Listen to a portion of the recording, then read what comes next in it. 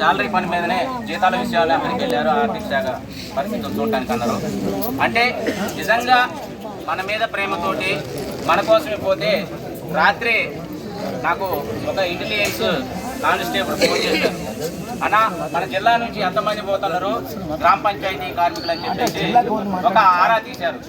అంటే మనం ఏ జిల్లాల నుంచి ఎంతమంది గ్రామ పంచాయతీ కార్మికులను తరలిస్తున్నాం అనేది ప్రభుత్వానికి వాళ్ళు నివేదిక అందించారు. కాబట్టి వాళ్ళు ఇద్దరు అక్కడ ఆర్థిక శాఖ ఫైళ్లు కదిలియడానికి అనే ఉద్దేశంతో పోయారని చెప్పేసి నేనైతే భావిస్తున్నాం. ఎందుకంటే వాళ్ళు మన మీద ప్రేమే ఉన్నోళ్ళైతే మనం ఇక్కడ దాకా ఈ ఎండలో వచ్చి కూర్చునేటోళ్ళం కాదు. కాబట్టి మన పోరాట ఫలితమే ఆ కార్యదర్శులు అక్కడికి వెళ్ళి అది చేశారని చెప్పేసి నేనైతే భావిస్తున్నా. అది మన తెలంగాణ ప్రభుత్వ గ్రామ పంచాయతీ వర్కర్స్ ఈయన గొప్పతనం అనేది కూడా మనందరం గుర్తించాలి. ఇవాళ ప్రజాపాలన అని చెప్పేసి రేవంత్ రెడ్డి గారు ప్రమాణ స్వీకారం చేసేటప్పుడు మనందరం చూసినాం.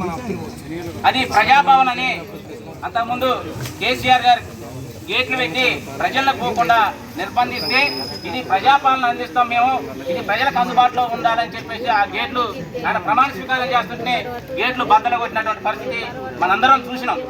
కానీ ఇది ప్రజాపాలన.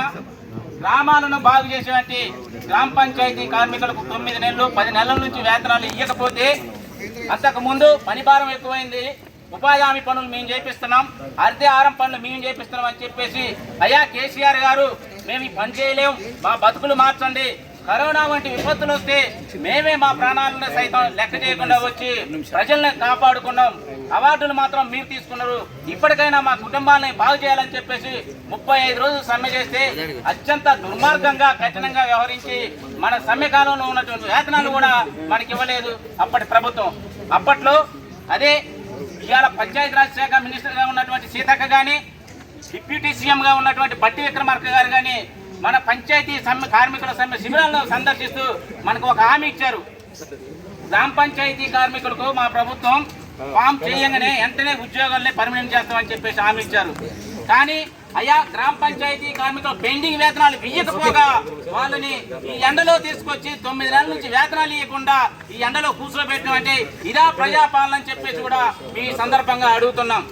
ఇప్పటికైనా ఈ రేవంత్ రెడ్డి సర్కారు స్పందించి గ్రామ పంచాయతీ కార్మికుల పట్ల ఖచ్చితంగా మీరు ఏదైతే ఆ రోజు సమ్మె శిబిరాలని సందర్శించి హామీ ఇచ్చారో ఆ మాటలు నిలబెట్టాలి, ఈ ఉద్యోగస్తులను పర్మనెంట్ చేయాలి, సుప్రీంకోర్టు చెప్పినటువంటి సమాన పనికి సమాన వేతనం ఇవ్వాలని చెప్పేసి ఏదైతే గైడ్ లైన్స్ ఉందో ఖచ్చితంగా సుప్రీంకోర్టు తీర్పును అమలు చేయాలని చెప్పేసి ఈ సందర్భంగా మేము ఈ రాష్ట్ర ప్రభుత్వానికి తెలియజేస్తున్నాం.